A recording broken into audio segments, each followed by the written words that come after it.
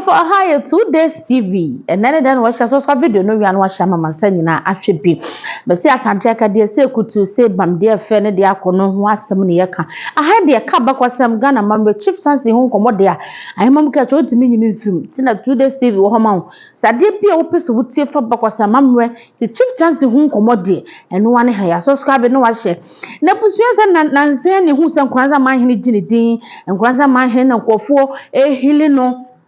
especially nkwanza youth any asante for youth no ebona baso ebona ase to baso tina na wa ya de mama nkwanza eni manyima ba nkwanza mu wa kire sampa na ba fo to so nan eya oba piesi ampa asante my prince no ene bebre media no so de wiki de betima ka se wonne nkwanza manhena wo hena wo trend de e wo bunu mamu de nkwanza manhene nanu na se wonim se nkofo bi abunufo ni binti ase eno mbekeka keka nsem bi na medi ye mo ya ma Mesen nkwanza history de me ma betina ha maka na menka bim ade ya bakwasem ade ya na namu beto ya beto ya no se le mfemfo bu bebi se aduane wa meto no na ebuchi aso no nchese wonchini aduane abeto so bia wo bedidi wo beto so ne de wuchini enu ne bakwasem abeto ho menu dia danse se asantema be ya asantema no enye ni bi ba ko de tena se ma asantema ya asantema yo da bi o asantema na da ho sa no bibia bi wombi eburu wombi fanti wombi enkwanza uchese bibia bi wombi eti abekosam me ati ase se na se tutu ababio ana se sante hina no wote so etama no moko ya bo ni agi wasase ya bo ni agi wasame se nei le santo kwa no ho a kana se tutu kotoko hina ye bo dia na abo mu ase ko ba bu bebira sa agi o masase asabo so ena nkwanza okoko nkwanza je nkwanza si ho no de ne yere ekotena ho ena de ne baba ma ekosi ade wo ho ento mo munim ne de bia bokosam we me maka eti do babi din nkwanza manhene bia ya santema prince prekope asantema ba prekope no ne timu ya ne de tete no ya so mutimi ba wo ba ya otimi kasa muko ka jamba pasa me madda ne yakopa na cho ne ya de naba Yes, or Demofronko asantema prince enono obi obedi nkwanza manhene bia do bedi nkwanza manhene bia ya na yere prekope eti na wohu a nkwanza manhene ma wo ba wotimi se ye se asante ma ameni o asante hene ayere ni o sa eti wotina se na se sansem wanyina akoso ni yesi na otumfo na se tutu ko baabi wantimi anko no watu na nabafo se na nabafo to so nan enkonko si na asante my prince na engrofo fese je asante mamu pe na obenya we ya no mabetina ho munsu ade enko akiri ntino nyamia baba be keka nsem bi ono ne se obeka wo se enkrofo ho se enkrofo keka se aha nkranza manhene ena otumfo ma na yekese no ndo yekese dada nkranza yekese brumem ho munyina ahemfo mu nyina yekese na me ko hye ne se brumem ho hon na henie edu asanteman hon na henie edu na asetutu abebiu abru east omunyina ye manhene obi ade no ho obi nso obi ase tachi manhene wode no ho obi nse na se atabubu manhene de no ho di na kunya kase pa obi nse na se do manhene sunyane manhene brekum nkranza wanchi obi ade na henie obi nso obi so ona obi aso entale obi ho na mo mahenie no enu na asetutu abebiu obi no ho abruma mu na henie edu na asetutu abebiu it is a kasa nkranza manhene yewura a project no ma na kwaposi na na ma na yefa asantema pa na benya sa privilege we hwe card ya wobeto ubenya chini ya kase asunso ba baby program ma agent na han ya obenya bi dia kono eno ni asem program ay bebo di dia card ma na say obi ni pakase se betu se kono kosi manan no eno ho asem yete ya yeken enya bibi atra bia sao enya bibi atra bia na bafo na yegege ne ho na ye nkrofo de na se o na se tutu bibi wa ya de opagya ne bai ama nkrofo hu se burumam de wagire din no enkranza ma hire kunya na wodin kase but wada wotumfo no woni tua na henie nu wotumfo ahenie wo hyanase enne bi musu keka sai no mo beba ya no mo beba ya no ma beso no to so fo eto mo ba ya ba ku mienu miensa na nya no mo so masantema ya na ohene ba ku no wu ye ya na ba fu besi so yi no osom he na hema wo wu ye a eno na se tutu besie ne yira no mo betoto bo ne ba asem no ono no osom hene enkwanza ya santema fitete enye na nkranza be ye nkranza be ye ayi me say just a region so mo ya bunu mo sha bunu mo just a region na Kwame Nkrumah be chem ya ka onyan konkotie nua ba ne nsem bi a wakan ye no ene me de nwanwa ene nsem bi okekan na omososo ye ba aha etu destiny yenko nkransa man hena omo ye program na wakwa kogiram se okogiram man na otumfo no ase aba be ye issue wo baabia wo fo baabia na se obi e ka se de ase nkransa man hena no onye obia ase ye friend sen chiame bia ofiri nkransa na waba asantemamu na so mo apaja no manu tumi aba be ye kese nti ase obi on deserve se nkasa position onya ne de na kwakosho nti ase no aye issue a na no tumfo mo ya de so mo mama na nkransa so na so no so wase bia na se mumu bi mo abodama na ara mu frisa nkransa man no oye ohene ketua bi oye ahenkwa bi oye nkransa man no ye ohene kesi o ahemfo mu firi bunu mani mo aba asante mo to baba so no omo ye ahemfo akese omo di omo ho omo ye aman hena akese o eni ti eduru babi ne no mobi ne wo pensi se die nti aman hena te se nkransa man hena be kwa asante mamu na ye omo hu ne value na so omo limit no na so omo obekọ no na omo de omo konwesi dan chamber bi na omo tete so na se omo hu omo so omo nye mi hu de o mi sinkan po omo value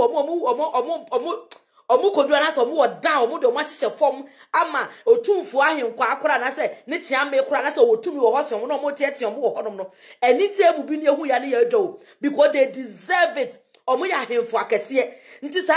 position we na okogira mu mana na otumfu no papa no deserve more than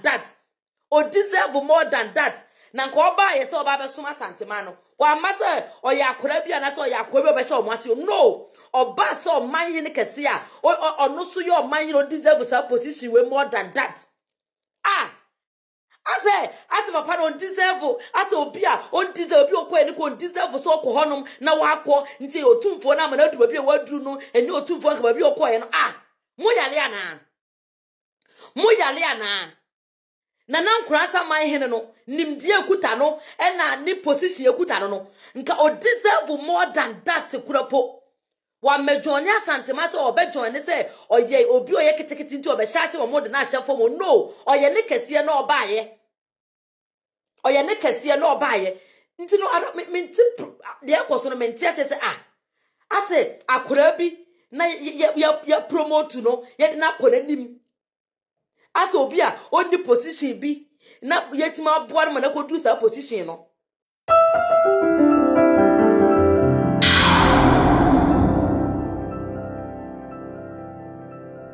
wa wodi yemfa to hu wieye nkranza man hena sema kokan yemfa nkranza sunyane atabubu wanchi doma brekum sahifofo wanyina sampa sahifofo nyina yenko mu nyina amum abo brumam hone yemfa mu nyina ho ebia hene asusu chen bi owom so mu nyina ye man hene do betebi kuro akono chen bi kuro wontimi fa suma emmesusu doma ada wontimi fa suma emma mesusu sunyane da wontimi fa suma emma metwam so de suma compare nkranza da saa so na nkranza man hene ti hoyi na hene wodi no wontimi fa no ho toto tachi man hene ebaaye tachi man kuro eye kuro dada ho dada na ada ne anka se ne anka tachi man nkranza hye ebo tachi man ewie mode no won hye na se emma nkranza ayenka tachi man hene emomu na mpagya nkranza man hene na on hye na se dikuro debi obi ade no ho ba ya santemam ha ne de oba dwabe man hene kwanya woteso anya kunya ketewa ebi ni brumam eyakasie kuntan bantema hene akunya woteso anya kunya ketewa asantemam po hene akunya woteso anya kunya ketewa asafo hene akunya woteso anya kunya ketewa esuo munyina wura ene na ase tutuwa bebiu omunyina sasantemam wura se omututu kusuro mu santime wura mo pom ntuma de gu wansa na yakea sankunye wesusu ayakase kase enso munyina sum sikadwa kofi ada na wondo nka so obete ne ho eti bi nua bansem a wokekan na bunu memwone de omakunye omudie ne yakase eti na ye omwanwa na ye na ha wo mo se ye no mutam omakunya no mo so omrekosha asante obukodi kura mo bi da bi o enye di kro se ne be ya wahenie no ye be sele wuse no nti ne kwa asante se ne be ya numonyam ne be ka obi ne nti na bebre kwa asante asanteman eye kingdom wodo hu twitwa asanteman ya numonyam ba wumu na ano yete ya na sampo na nasa majafra ye wura na ase tutu no ma no ko representing the same thing eno na nya jetina ha e ma se amodua mu no hwe anado ma hene be keka nsem bebre eye sa na tie eti sa privilege we no de ma enkwanza ma hene no enya santema kingdom na wojo ne wunya bi market on the wo wunya bi wuntimi ohene bia ntimi nkase me betutu bentuma aguso dwaben hene ko bi o sa program no ko dwaben hene ko bi ehefofo bebre ko bi but enkwanza ma hene no yi ni so nkosi nanan asena se tutu abebi o sani monyam sewe enya sante a mebra wonya enya sante man a na asetutu mu akwanya wem ama Germany president ebeba be che na asetutu ama wukrom hene etimenya kwachia nya introduce na Chinese ayi hinnie we hinnie na ebo wukrom hene di ama me enya sante man a wonya na nabafo di hene kamade oyo hene mpon enso nya sante a ananya ne papa sa kwanya we na anu wonya ye de kasa ye de adan ho fra no ntuma papa bi ye boni dondo akese no ko benya bi kura ka beche what is say Germany president aba wose wo ko atebubu akwachi atebubu anase wo ko brekuma na sampa so kwachi sampa hene da bi o beche king of the state king of the Ghana no beche na ne hemfofo twa ne ho hye nya kwanya ene anu monyam no so achie bi etuba kono so ne Germany president atwa picture no ochia no na boho ukrom hini wonya bi etinye se ye ho na se ye mu fo da bi se wapaje na kunya da bi nya santeman ya wonya bi enya santeman ya that privilege na kan say nkwanza man hina nya se wodi hina me hu se yes wodi hine wonya na se tutu apaja ne bana dun konkonso na se tutu apaja ne hemfo babdo be ko biala mu se yes asantema ehemfo na eben enu na ma ne yesunko na ma ne yakono ene na yo ma hoho na enu nti no ye bo na se tutu abaso se wa man kranza man atede no nya bibia o yesu futi ya na president of Ghana ya de wati anu ato ne nsafre obi ha se bra betra sit what be that a king of state do yo hempon ya tu ya nsaye de frɛ no etimi nua ba maame sansam no keka de broma mu hode de ahemfofo no obi akunya soso me nua ba bi was maame na ima ene tichie ho no obi akunya soso obi ade no ho but obi no ho na henie eso se de wo kan se wo tumfo na asetutu obi no ho na henie te se asantema awura abuma mu obi no ho na henie ene na asetutu henie ebo abra obi hani ho na mmom obi ade no ho ehwe ne kuro so eye man ne de no ho won hwe obi ase obi ade no ho ede no ho atoni e wode no ho sunyane de no ho atabubu de no ho kyeso mo nyina de do mo ho kyenkuro nketekete do e man hene de obi ade no ho ye ne bro hene wada ho se waya bro hene nti me na me ye bro hene eti me de me na ase tutu eye ebi ni ho eti so kase nkwanza man hene kunya so na so enu asantema awura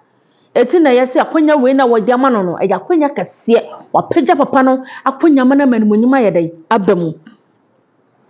ebio a lot of people are commenting boy bi wasese mana hima betimi aka mebo voice note na audio na ma chire sister nsem bi o wokeka ase won san nsem bi wo ha o wokeka ene wo bitim beka senti o mo na mo ye nkranza henefo no ma betwam kono no mo nyina suma sante ana of course yes enye na nabafo okwo na nabafo otoso nan enne de enkranza akunya akwhya santema ase o da bi nye na nabafo na de akunya no akwhya nkranza da bi da enne medika aka no ehye ho dada omusum no dada ena so osum sikadwa na so osum yewura na ase tutu anu je se wo yakwa o anu akoton wa henie de ama na ase tutu ana so ofo akunya akwhya mantwe bi da bi o the king of king the hene ene wo hene Otumfo and his parliament chiefs na ye kan eno no etudu wa be pa yi ontoma na ade achia no eti omo ma be di nkranza man nyina esom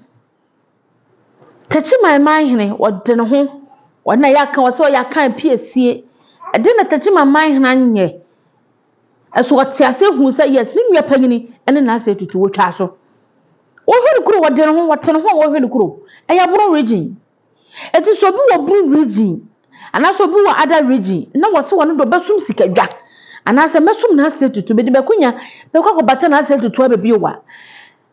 no o me bekunya aba ni mo nya no nche se wo ye du kuro de mano ana se wo ton wahene de ana wo ton kuro na wo ho no de amano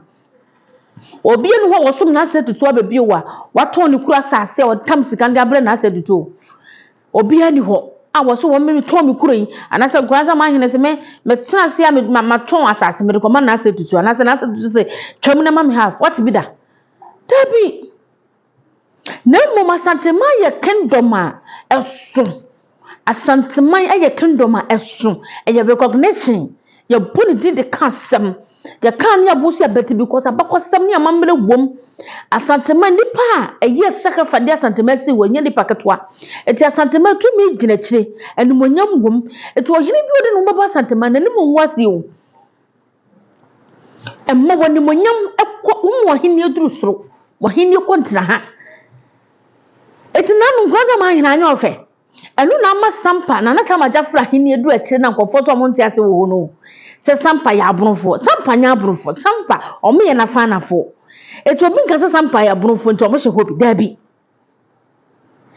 o mo de kuro ni mana ase to otunfo na wo so hwe sampa ye eti o mo so mo nyini mu efiri ta mo de sampa shed otunfo na wote so o hwe sampa so sa besi na ase tutu so eti o mo so ma santema awura how na say eti wo be se wo be kaso wo be de yo wo be kwosabo wo be de nkwanza ayaburu regional so mo ya abunufu so mo nya abunufu aye na se tutu eba na nabafo na ehweso na honyina ya santeman land eti santeman do ho join na ba bia no monyam se no betimi akodu na bini wo hene bi wo ha me se obi di hene almost 30 years on full pray da obi ha won tu kwan da